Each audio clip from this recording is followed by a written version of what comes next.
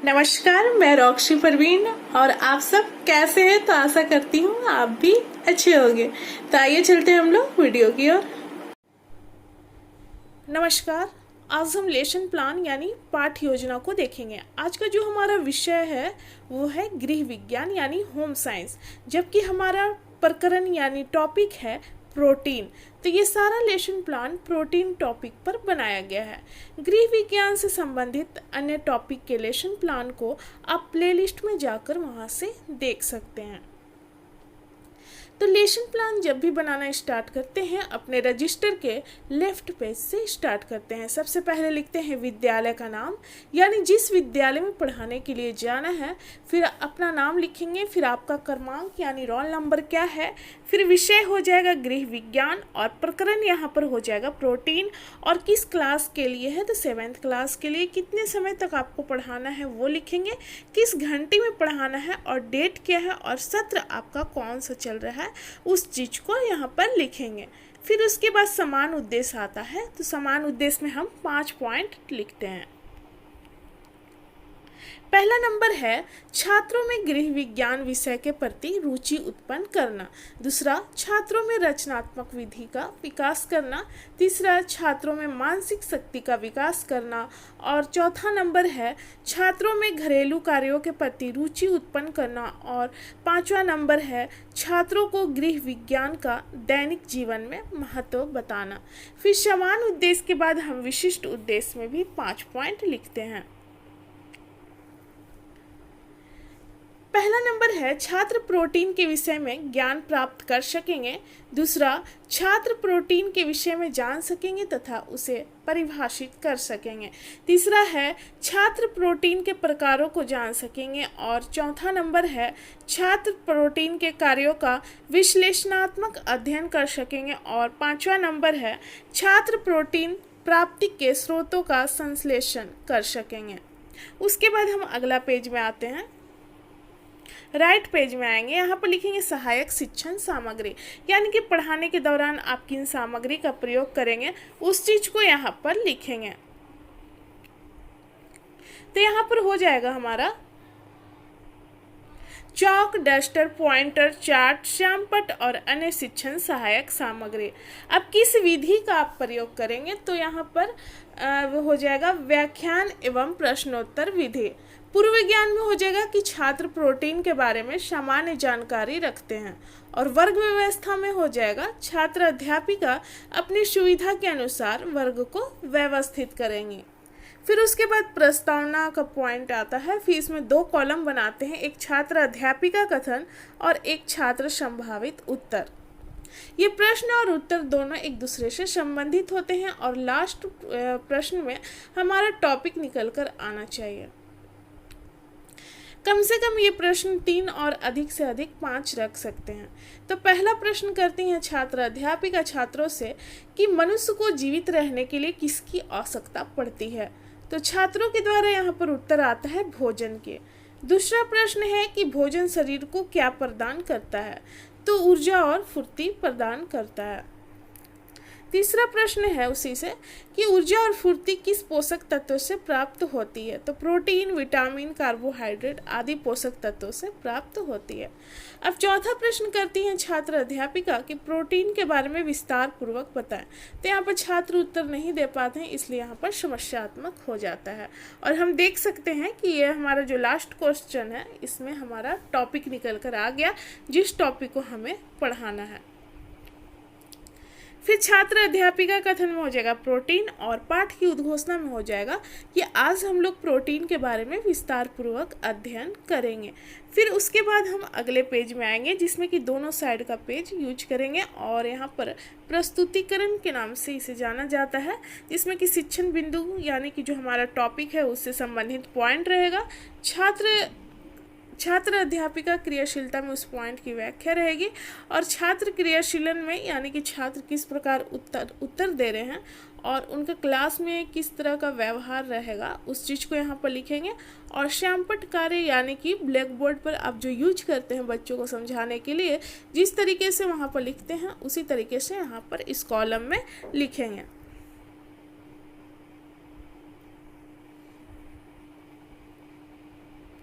सबसे पहले जानेंगे प्रोटीन के बारे में।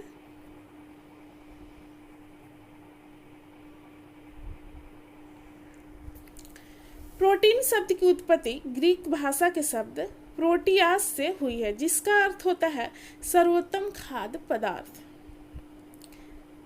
प्रोटीन एक जटिल कार्बनिक यौगिक है जो बहुत से अमीनो अम्ल से मिलकर बनता है।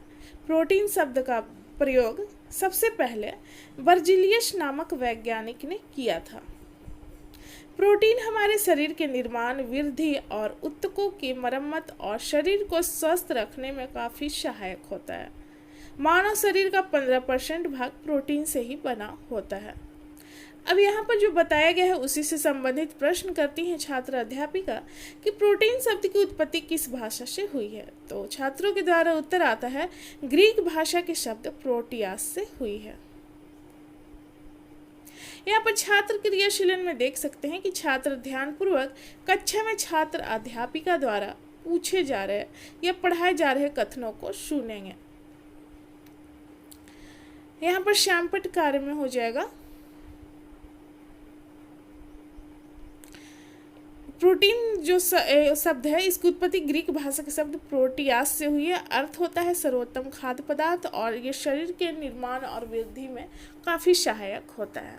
अब दूसरा शिक्षण बिंदु हम देखेंगे प्रोटीन की प्राप्ति के स्रोत क्या क्या हैं। तो हमारे शरीर के प्रोटीन के निर्माण के लिए कुल 20 अमीनो अम्ल की आवश्यकता होती है, जिसमें कि 10 का संश्लेषण हमारे शरीर में ही होता है, जबकि 10 भोजन से प्राप्त होता है। प्रोटीन हमें दाल, दूध, दही, पनीर, अंडे व मांस, मछली, सोयाबीन, मूंगफली, धान, गेहूं, मटर आदि से प्राप्त होता है। जबकि कुछ साग सब्जियों में हम देख सकते हैं कि गाजर, शलजम, पत्ता गोभी, पालक आदि को हम देख सकते हैं। और भिन्न भिन्न जो खाद्य पदार्थ होता है उनमें प्रोटीन की मात्रा भी अलग अलग होती है। अब यहाँ पर जो बताया गया है उसी से संबंधित प्रश्न करती हैं छात्र अध्यापिका कि प्रोटीन प्राप्ति के स्रोत क्या है। तो छात्रों के द्वारा उत्तर आता है दाल, अंडे, मांस, मछली, सोयाबीन, मूंगफली आदि।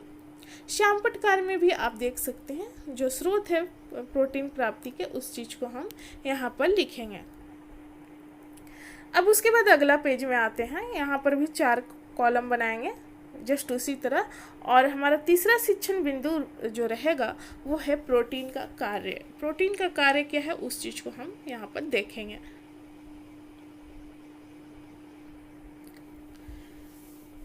पहला है ये कोशिका जीव द्रव एवं ऊतक के निर्माण में सहायक होती है। दूसरा, इसके अपचयन के फलस्वरूप ऊर्जा उत्पन्न होती है।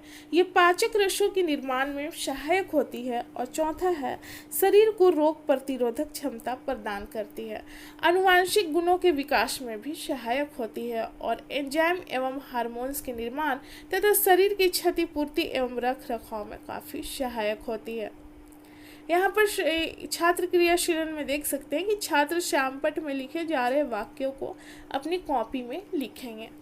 और श्यामपट्ट कार्य में देख सकते हैं कि प्रोटीन का कार्य जो है ये है कोशिका एवं ऊतक के निर्माण में सहायक होता है, शरीर को ऊर्जा प्रदान करता है, रोग प्रतिरोधक क्षमता प्रदान करता है और हार्मोन्स और एंजाइम के निर्माण में काफ़ी सहायक होता है। तो प्रोटीन के कार्य में यहाँ पर जो बताया गया है उसी से संबंधित प्रश्न करती हैं छात्र अध्यापिका कि प्रोटीन के 2 कार्य बताएं। तो छात्रों के द्वारा उत्तर आता है शरीर को ऊर्जा प्रदान करना और रोग प्रतिरोधक क्षमता प्रदान करना।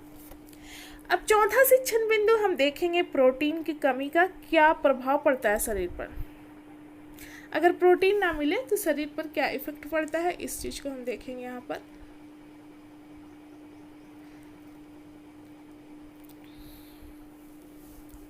पहला देखेंगे बच्चों पर इसकी कमी का क्या प्रभाव पड़ता है। इसकी कमी से बच्चों में क्वासियरकर नामक रोग हो जाता है और इस रोग में बच्चों का हाथ पाँव जो होता है काफ़ी दुबला पतला हो जाता है और पेट बाहर की ओर निकल जाता है। और एक मरासमस रोग भी होता है बच्चों में जो कि उनकी मांसपेशियां काफ़ी ढीली हो जाती है। वयस्क पर क्या प्रभाव पड़ता है तो व्यक्ति की रोग प्रतिरोधक जो क्षमता होती है वो काफ़ी घट जाती है, पैरों में सूजन आने लगता है, हड्डियां कमज़ोर हो जाती है, जरा सा भी उनको चोट लगता है तो क्या होता है कि हड्डी उनका टूट जाता है। इसके साथ ही व्यक्ति के शारीरिक और मानसिक विकास भी रुक जाती है।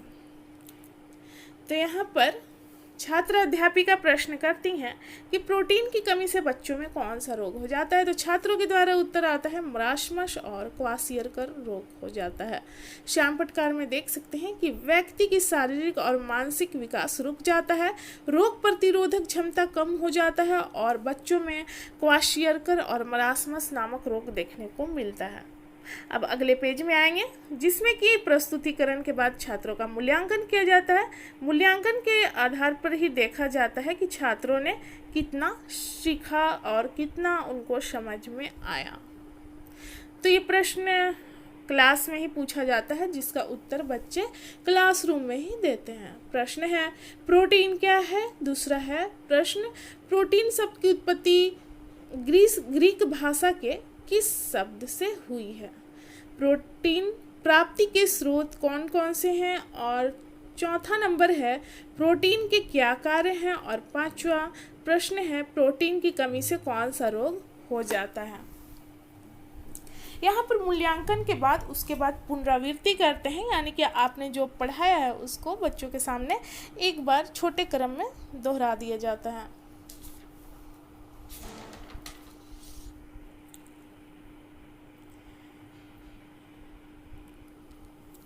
प्रोटीन एक जटिल कार्बनिक यौगिक है जो बहुत से अमीनो अम्ल से मिलकर बनता है।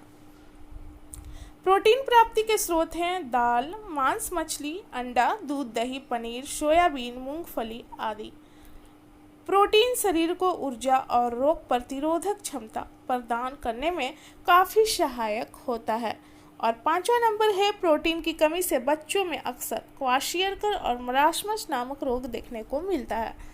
और गृह कार्य में हम देखेंगे, जिसमें पहला प्रश्न है प्रोटीन के बारे में लिखें और दूसरा प्रश्न है प्रोटीन के कार्यों का बताएं।